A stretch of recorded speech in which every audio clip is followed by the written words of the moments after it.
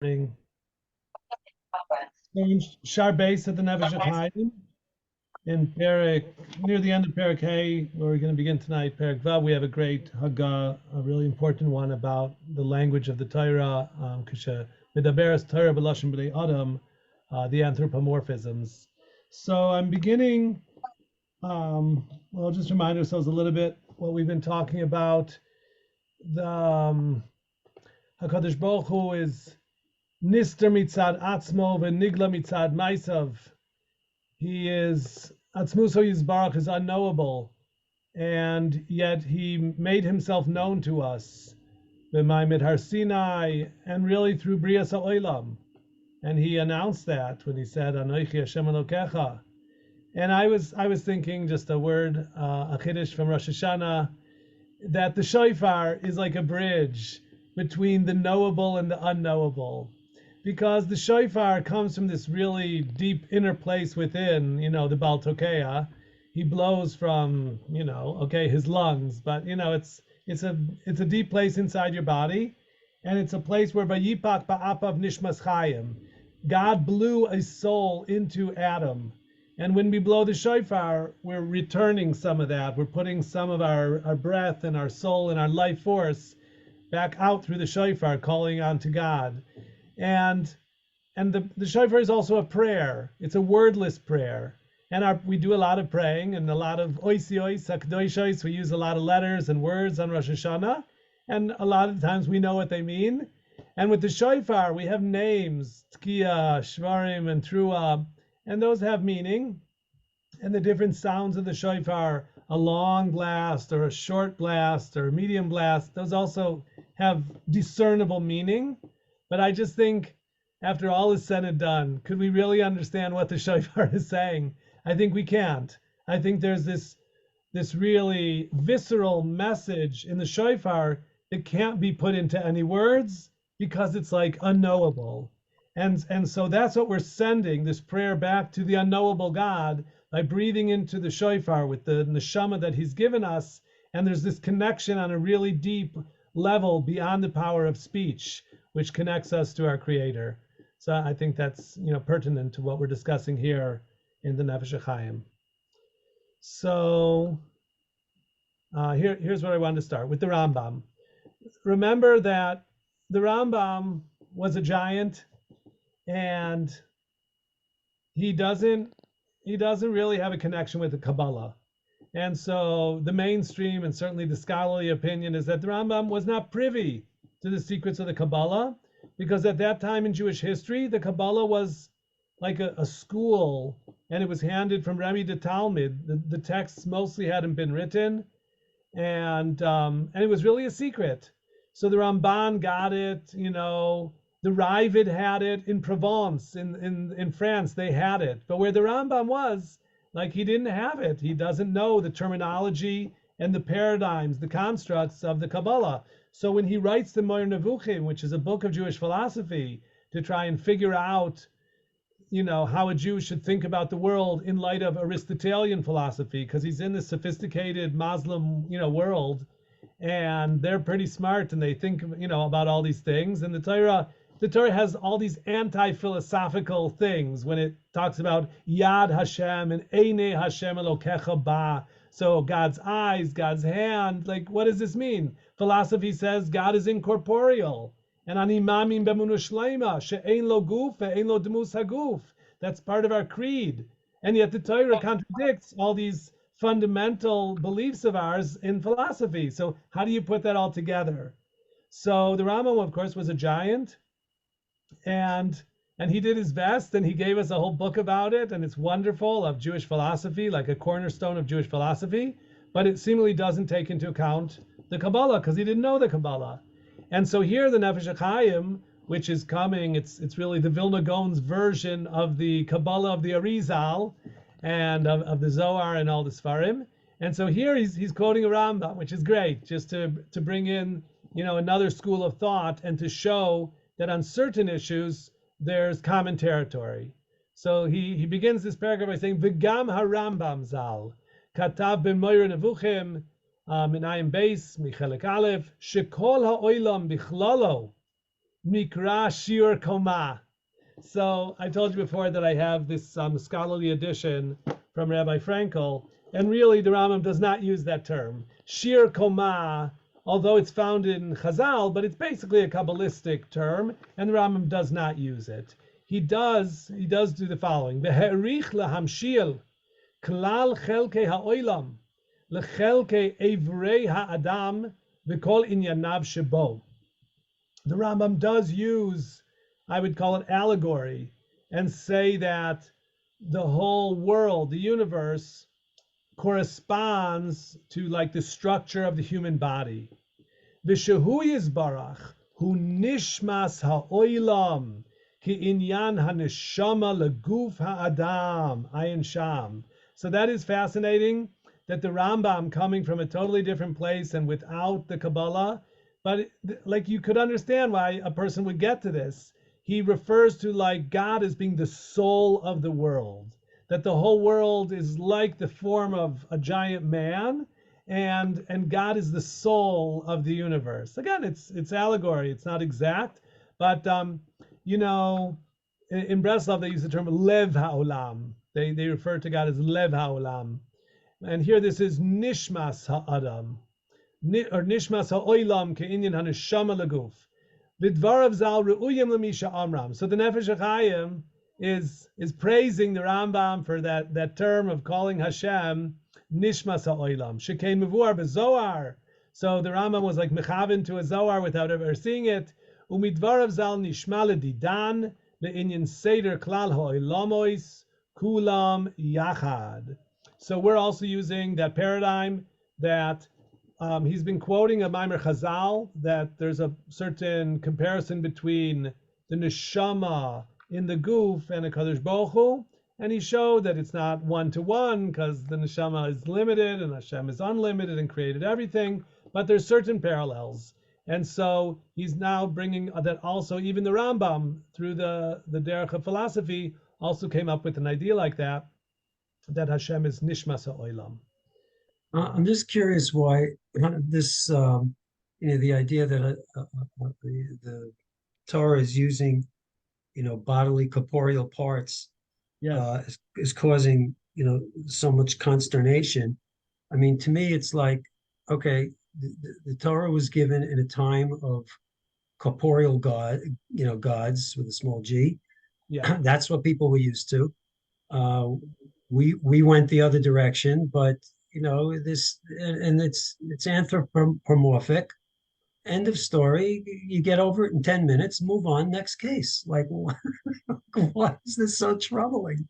So Like, I'm glad you we brought that know up. Hashem doesn't have a hand, but we talk that way amongst ourselves. Give me a hand, whatever. I mean, I'm not taking my hand off, but it's Okay, so I want to talk exactly about that topic now, and the way the words that the Gemara has, and that we say Dibra Torah Kaloshim B'nei Adam, right? That's the term we use to sort of apologize and say that the Torah uses these terms, but they're not for real. They're a figure of speech because we are finite and corporeal. God is infinite and incorporeal. How can we talk about him in any way whatsoever? So we can only use figures of speech that we're familiar with. So we use these figures of speech. That is, I would say, the mainstream understanding, and it's correct on a certain level. We're going to say my only problem is when the Torah actually talks about Moshe seeing the back of God.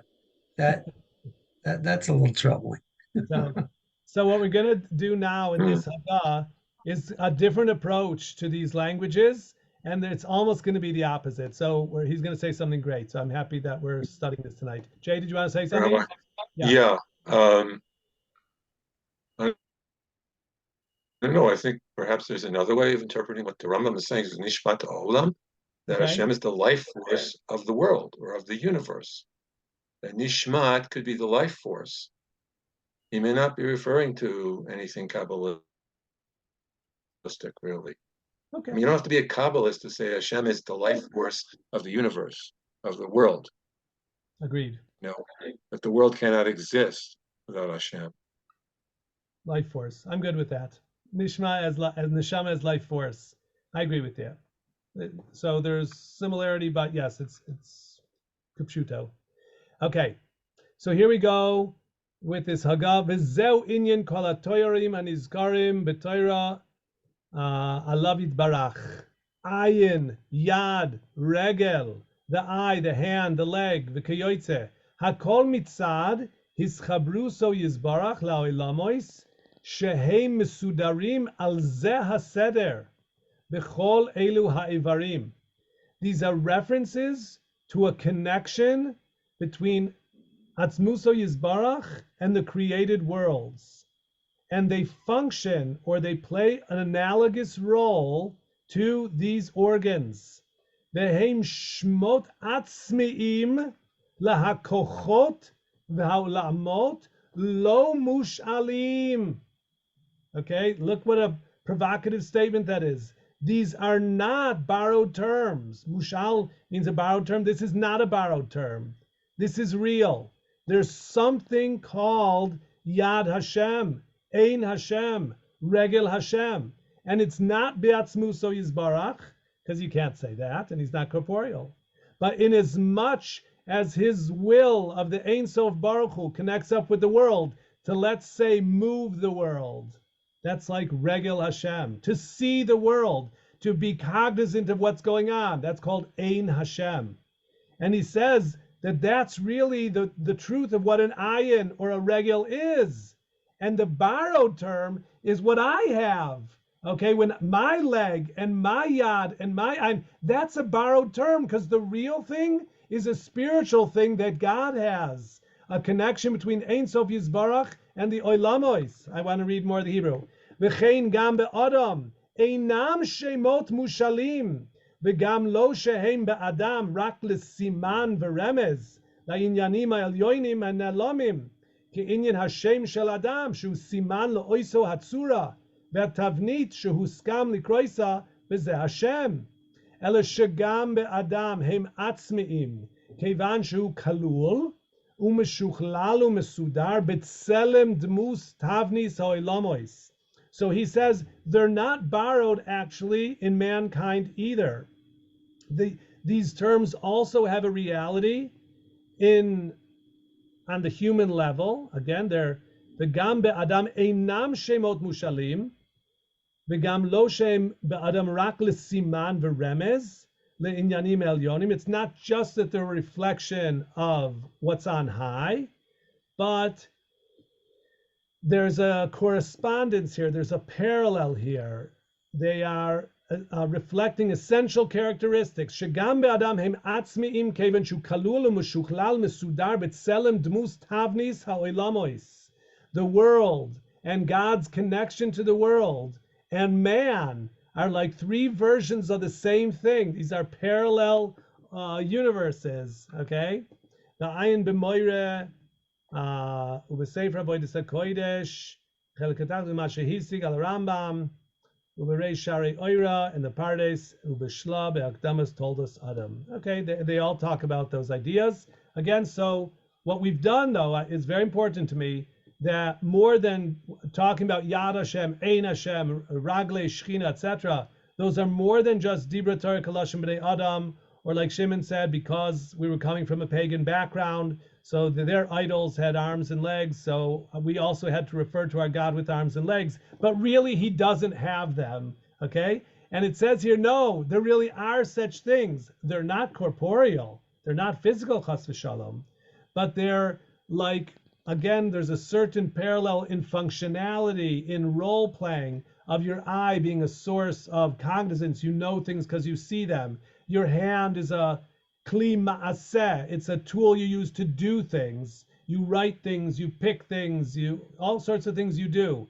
Your legs get you from place to place. So it's a source of mobility. It's a source of stature. You stand on your legs. So these concepts of what yad, regel, ayin, these words in Lashon Kodesh can be used correctly. Klape the divinity, again, not Ein Sof Baruch Hu, but his chavruso to the oilamos, and they can also be used in man as representing a true power, a koyach, an organ, which we have. But they're both real, not just a figure of speech. So that's to me a very important idea. A very simple basis, or non-spiritual basis, is like anatomy and physiology. Anatomy is the structure of the body. You can describe the hand and different aspects of the hand and the bones and the muscles and the tendons and so on. But you really don't understand a hand unless you know what its function is. What does it do? You know, and I think probably in earlier times they didn't really know the function, or they knew very little about the function. They just knew what it looked like. Mm-hmm. That's very helpful for me, Jay. The maybe some very differentiation rudimentary anatomy and physiology, is that what you called it? Yes. Okay. Structure and function. Structure and function, yeah, fair. So like we don't really have similar structures, like speaking about things that are totally spiritual, you can't draw a picture of them like we can draw a picture in the medical books. And in function, of course, ours, we feed ourselves with our hands and we write things and we pick fruits and so forth. And Hashem doesn't do any of those acts. But in terms of abstract parallel functionality, there are certain parallels. Okay, so I like that differentiation between anatomy and physiology. So he has more about it, sort of more proof of this idea. V'shigura bepi razal she'adam hu ikoinin v'diyukan malko shel olam yisbarach shmo. That man has the word for diyukan today is for a portrait. Man is like a portrait or some sort of representation of the Creator. And we mentioned this before. Lo talim nivlaso ki kilules elokim talui. You can't leave a human being hanging up because it's a disgrace to the divine image. Tanya mashlu adoiver l'shnei achim tu'umim. It's as if there were two twin brothers. One was the king and one was a criminal. And if you hang the criminal and leave him hanging, everybody says, hey, look, the king is hanging. And that's a disgrace to the king. So by leaving a human being hanging up on the gallows, people see a human being hanging, and it's disgusting, and it's offensive, it's dishonorable. But the dishonor is not only to the person and even to humankind, but it's a disgrace to the Tselem Elokim. It's a disgrace to his twin brother. Who is the twin brother? The twin brother is Kutchabrichu, okay? Because man is in the image of God. So that there's this body hanging up there, swinging on the gallows. That's a kilalas Elokim. That is a disgrace to God. So that's this mashal, ma davar doimer shnei achim tu'umim, echad minuhu melech, ve'echad yatzalalistus, tziva melech v'talu, kol aroi oise omer ha-melech talui. Perush Rashi, af adam asui b'diyukno shel makom. Rashi explains man is in the image, he has the same portrait as a Kodesh Baruch Hu. Ubishmois rabba, make ish umeis, mashal adam she, kapach ikunin shel melech. If you hit somebody and you kill him, it's like you tore up the portrait of the king. Amar Melech, didn't you read the laws? Shekol mishu nogea bikunin sheli hu abed kachim harag adam nefesh keilu hu ma'avir ikunin shel melech. By killing another human being, it's like you're disparaging, you're defacing the image of the great king of God. And that's a no-no. So you're chayv misa for that, not just for taking another human being's life, but for what it represents, that the human being was created in the image of God, and you dared take the life of someone in the image of God. You've defaced the image of God, and for that you're chayv misa.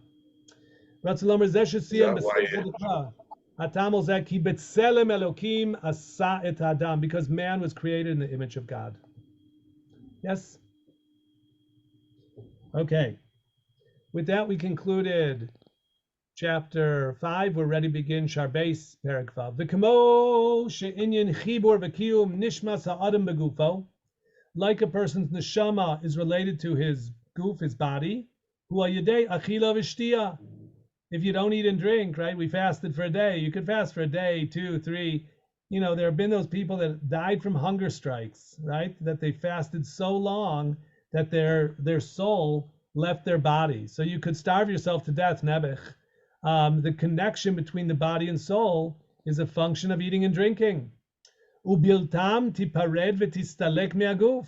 If you don't feed and you don't give yourself to drink, so your soul will separate from your body. Kein chibur atzmuso yizbarach ela oilamois shehin sod ha'adam hagadol.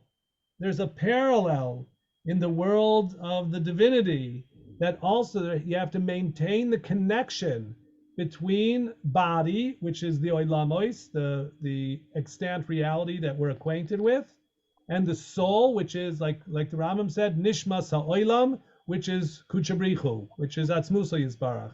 The connection has to be maintained by something that on some level corresponds to achila v'shtia.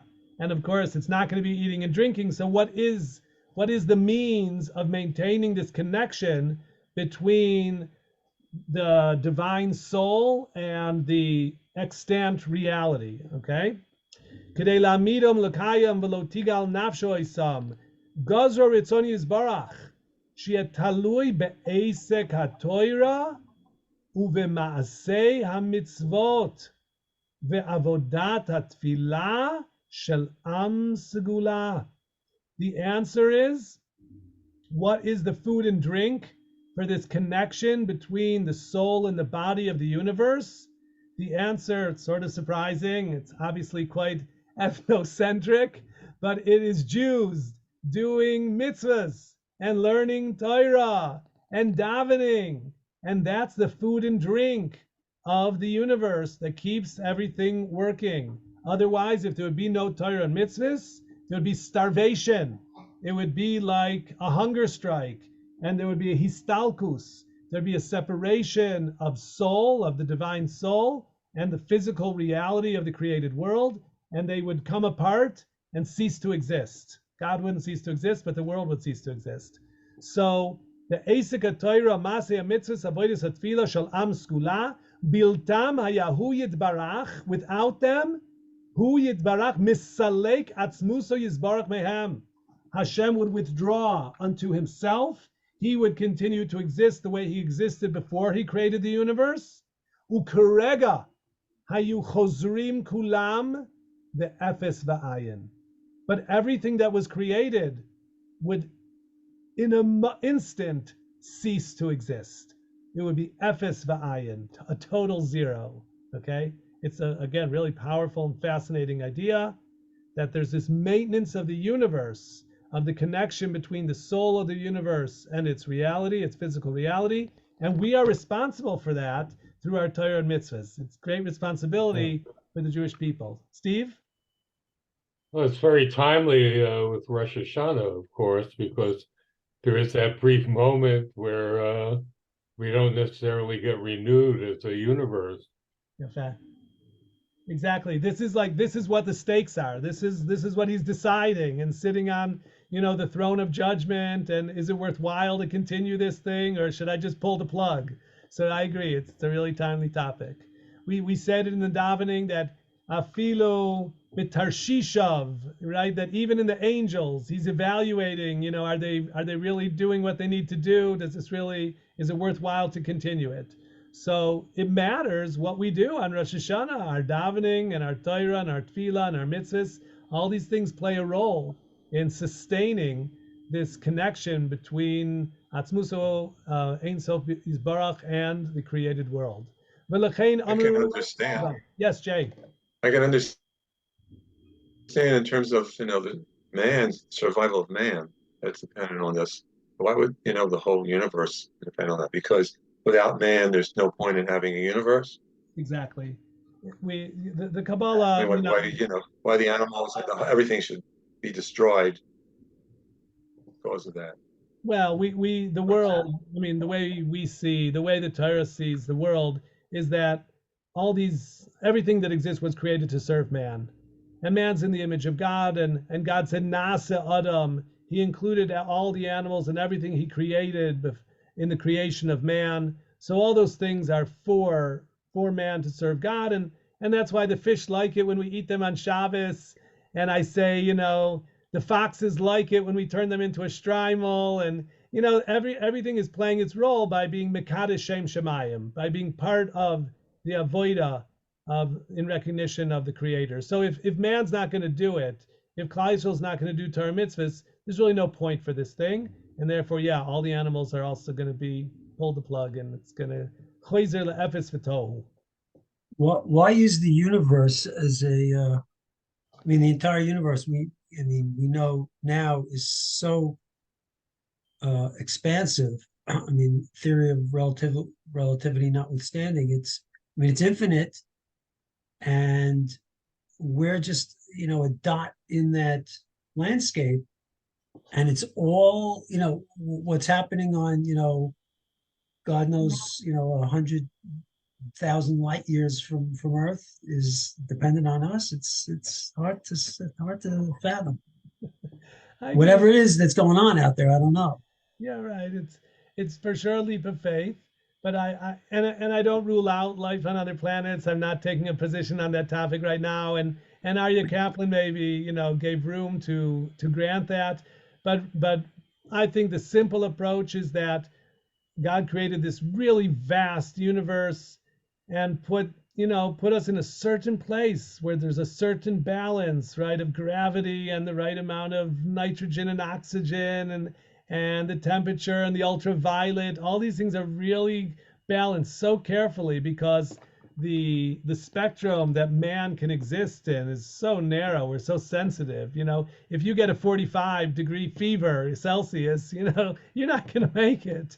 So we're in a really narrow zone. So yes, the world is huge, but we're understanding the world from our perspective, and we believe that Hashem created all that essentially for us, and we have this really central role to it.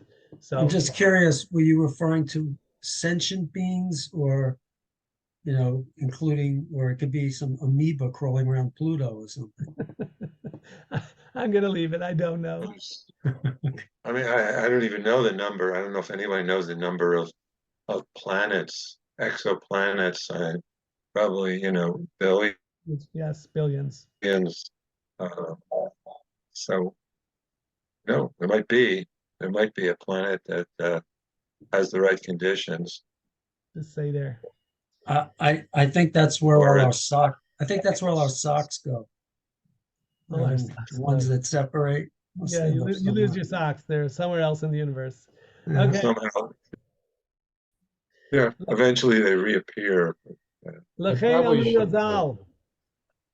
Razal, my dichsiv ki ka'arba ruchos hashamayim pirasti etchem kishem she'efshar la'olam below ruchos kach efshar la'olam below Yisrael. The world can't exist without wind, without the movement of air.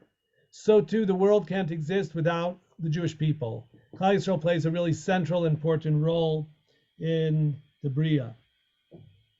I'm just skipping. V'hu amru b'vayikra rabba barchi nafshi es Hashem v'kimara David lios mekalis ben nafsho l'kadosh baruch hu ela amar ha-nefesh hazot eina ochelet beguf l'kadosh baruch hu ein lefanav achila. The nefesh doesn't really eat, the body eats. So to a Kadosh Baruch Hu doesn't eat, and yet there's a maintenance, but there's a connection, there's a chibur, a kesher between the body and soul, between Hashem and the universe. V'chein amru b'signon zeh b'midrash Tehillim mizmor kuf gimel uma nefesh eino cheles ve'eino shotah kacha Kadosh Baruch Hu eino oichel ve'eino shoteh. So again, this parallel. Ve'azkira machila v'shtiya yoiser mishar hahanaot. And the Nefesh HaHaim notes that they keep citing eating and drinking as opposed to other things. Hishmi'unu zeh ha'inyan hanal. V'hu she'agam she'nefesh atzma lo ochelet v'lo shota.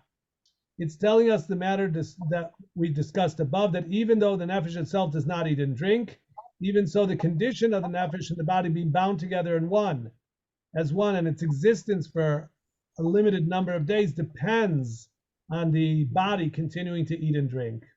Im kol zeh harei kol ikar chibur hanefesh im haguf ki echad b'kiyumo mispar yamav haktzuvim, life as we know it, hu talui al yedei hama'achal v'shtiyat haguf. You got to eat and drink. The fast day proves that. Kein inyan. Im ki vadai. Shela atzmus adon yachid ein sof baruch hu. Einenu nogeach has v'shalom. Shum maise mitzvahs v'toira v'avoida klal. He always goes back to that. V'lo ichpas le klal, k'mo shekasavnu. Kach HaKadosh Baruch Hu eino oichel v'shoteh. And of course, God does not eat and drink. K'mo shekasu b'amarim anizkarim b'perek dalid. Still, despite that being true, omnam, however, kol ikar inyan hischabruso yizbarach, ela oilamois, shemesudarim ke'echad, kitavnit adam. But God's connection to the created world, which somehow is in the form of mankind, b'chol apratim, be'evrei ha'achila kulam, which includes a digestive system, a mouth, teeth, tongue, lips, esophagus, large, small intestine, etc. Gazra ritzono yitbarach, she'talui b'ma'aseyim atoivim. And so what is the food? The food are maisim toivim shel am kdosho. Shehein heima inyan achila v'shtia, ela oilamois, lahamidam ulekayimam, ulohoisiv koyach kdushasam ve'oiram, ayidei yischabruso yizbarach eleim karaoi, kafi haratzoin ha'elyon yizbarach shmo. So the maintenance, just like you got to eat and drink to keep your body functioning right, and a healthy, proper diet is important. You can't eat too many bags of potato chips every day. So too, this connection between God and the world is through the Maisa Mitzvahs, the Torah and Tefillah of Am Skula of Klal Yisrael, and that maintains the Koyach Kedusha and the light of this joint between Hashem and the world. Hakol afi roi v'maiseh shel am skula shehema hamitaknim umeachdim ha'oilamois shu re'uyim lekabel shefas or tosefes kedusha yizbarach ki inyan hamazon shu moisif koyach beguf ume'adenoto. So now he says there's a quantitative reflection of the amount of Torah and mitzvahs we do, okay?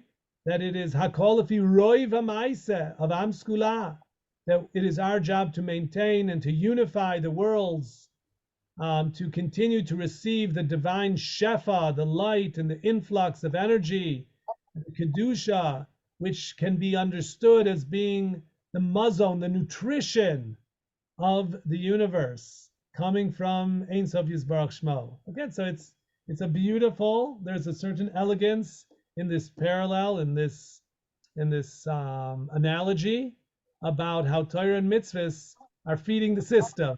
Okay, we're not feeding God, but we are feeding the system and maintaining the system through our Torah and Tefillah and Maisa Mitzvahs. And it matters what we do, how we do it, the intent with which we do it, and how much we do. And that's like your nutrition. It matters what time of day you eat. Do you eat too much at one meal? Do you have a balanced diet? All these things matter in nutrition. And of course, I'm looking at Jay. I have a doctor of anatomy and nutrition here, and so it matters. It matters also in our Maisa Mitzvahs. Again, the quantity and the quality.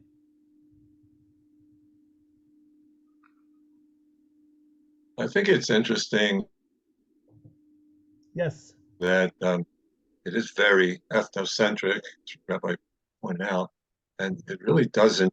It's almost as if Jews,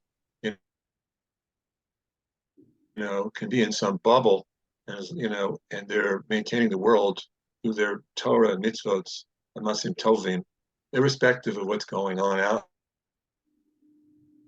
outside of that bubble. Where's their responsibility to the rest of the world? Where's Tikkun Olam? Where's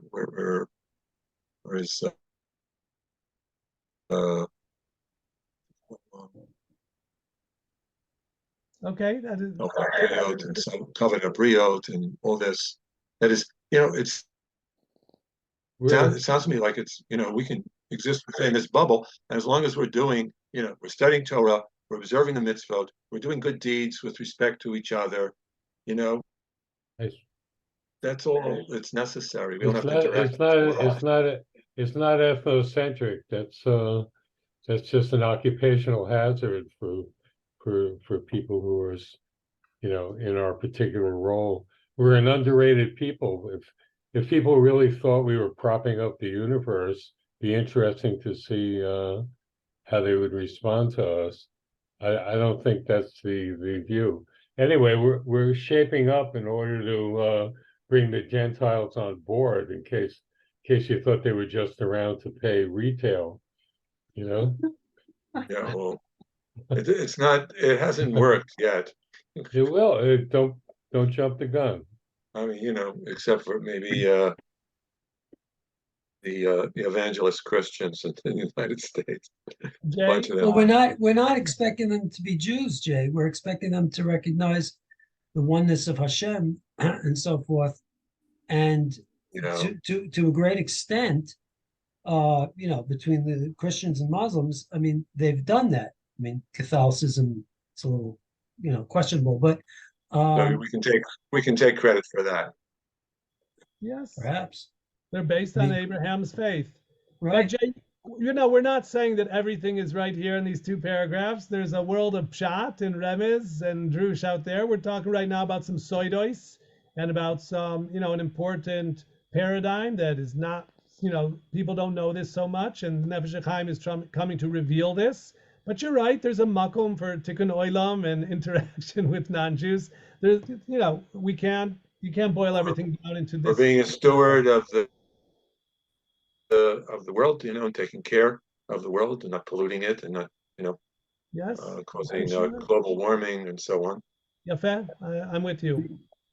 And let's talk about that. He has a long Hagah here. I'm going to skip most of it, but I'm going to share with you this part because I love this part. V'lachein koidem chet adam arishon hayu ma'achalim mevoirerim v'nekiim mikol sig v'psoiles.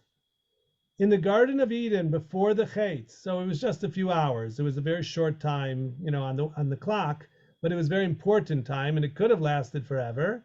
But you have to understand that even like the wheat, wheat is one of the trees that they say that's what was the Eitz Hadas Tov V'Ra that Chava gave to Adam.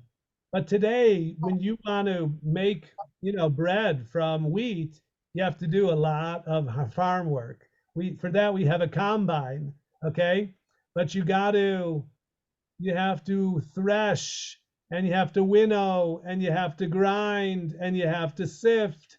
So in order to extract the flour, the oichel, from the psoiles, from the klipois, there's a lot of work. There's actually 10 steps that have to be done.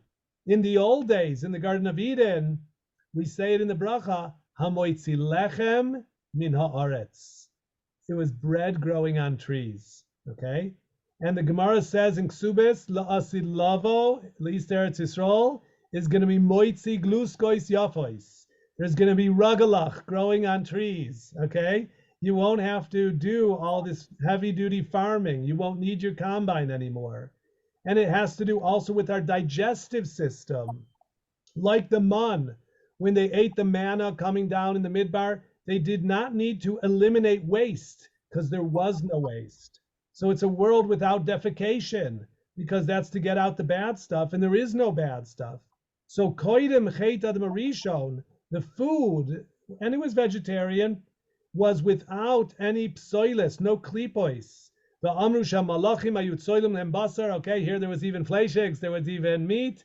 Umisananim lo yayin ve'inyan zeh hatzliya v'sinun shekol kach gadla koich nafsho sh'adam arishon sod adam kadma yoisim e'er kol koiches al yoinim ha'el yoinim ad shegam malachim salu lo ha'meichel she'noira alav eish ochla eish mashiv shayiv kol shum avius ha'meichel. Wow. Shalafi ercha gavoa me'od. Okay, he's explaining what does it mean that the angels were roasting the meat. It's a very graphic picture because we all can picture a barbecue, and we know the guy who's standing, near the grill doing the grilling, and we don't think of him as being from the Malachei Ashares. But in the Garden of Eden, there were angels that were roasting the meat, And the Nefesh HaHaim is explaining they were drawing out from it, not just the blood, but all the materiality, all the lowliness, all the thickness and darkness of the materiality of the meat, and what was left was the spirituality, like the koichos of the nefashos. V'gam simchas hayayin, and that's the wine also. Ha'elyon haya musunan mikol shmarim shelefi goy ve'erko v'kinyan yayin meshumar be'anavav, like in Lasidlavo. I've talked about this on other occasions, that there's something special called yayin hameshumar ba'anavav. And if you think about those words, it's wine guarded within the grapes. And in our world, that's an impossibility, because if you squeeze a grape, what you get is grape juice. You don't get wine. Wine has been through the fermentation process. It's a process which we could call in one word aging. And so you got to let the natural yeast to do a biological chemical process that's going to ferment. It's going to go through chimutz. And part of that process has a bad smell to it. If you ever visited the winery, you know that there's a very pungent odor there of the fermentation process. And then at the end of the process, there's a beautiful aroma of a great dry wine. But it goes through a process where it becomes nifsal, where you couldn't make a bracha on it.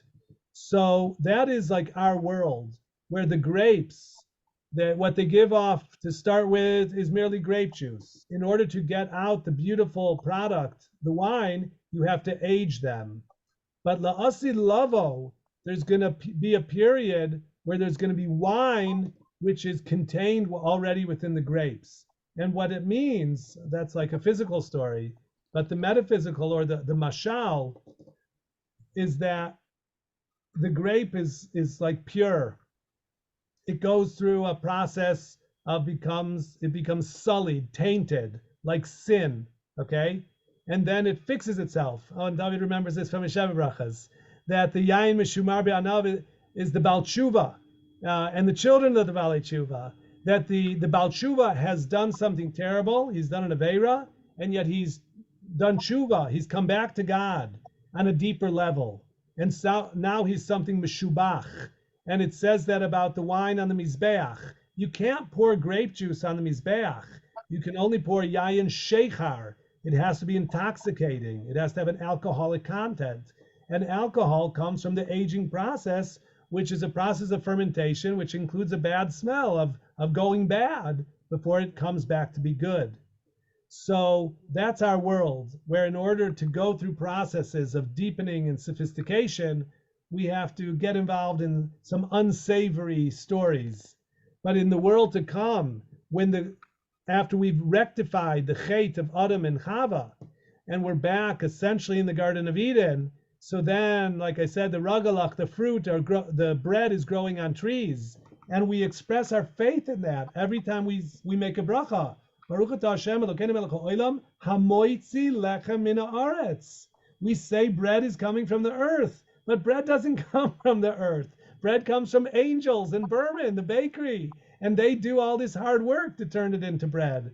But there'll come a time in the future when you'll be able to pick the bread from the earth, because we'll have rectified everything, and the goodness will just come forth from God's goodness and the blessing that he's put into this world. And it has to do with us being partners in the process. If we will rectify ourselves and do Torah and mitzvahs full-heartedly and without midos ros and not selfishly, but really do them l'shem shamayim, so the world will reflect that beauty and power and that degree of purification, that even the vegetable kingdom will also sprout forth its bounty, and the earth will give forth bread ready to be eaten, and the wine will be contained in the grapes without having to go through the fermentation process. It won't have to go sour before it gets good and deep and beautiful. There'll be this depth and even intoxicating power to it already while it's still meshumar ba'anavav. But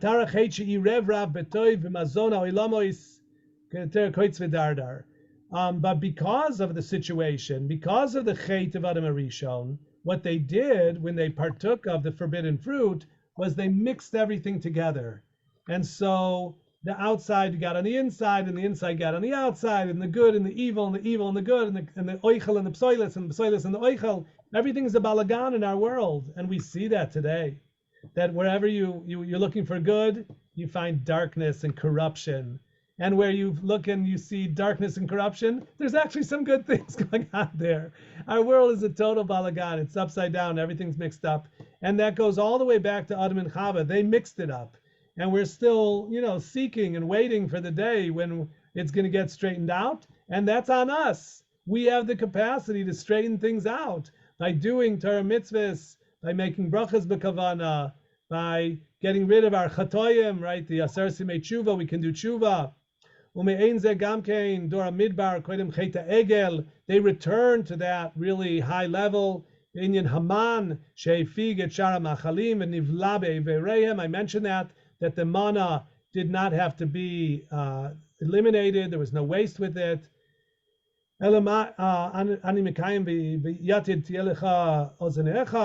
It said that they would carry a shovel, that when they had to leave the camp to defecate, they would cover it up. The Torah says that. So they didn't need to go to the bathroom. Why did they need the shovel? It came Amru Chazal, they were buying food from the Tagarim. That was when they bought something at the canteen. Food trucks. The food trucks, exactly. But the man that they ate did not need to be eliminated. It came Amru Chazal, Shila'asi Lavo, Atida Eretz Yisrael, Shetoitzi Gluskos Yafois. In the future, we're going to get back to that, where we'll be consuming bracha and shefa directly from the earth, from the trees. They'll give forth God's bounty, and we'll consume it, and it'll be absorbed in our body, which our body will be on a very high level. We'll be like a creature of ore. Remember that before HaKadosh Baruch Hu gave them kasnos or with an ayin, they were like beings of light, kasnos or with an aleph. And that's where we're going to, Lasi Lavo, and every step of the way is important, every little thing we do. So I bless everybody, I'm finishing up here, that we should be nichasev and nichasem b'sifra shel tzadikim, a year of life and good health, and learning Torah together, understanding beautiful ideas from the Nefesh HaHaim together and sharing. And so I thank everybody for being here and wish everybody a good Kavod Sh'yor. Sha'ar, HaHaim. Thank you. Amen.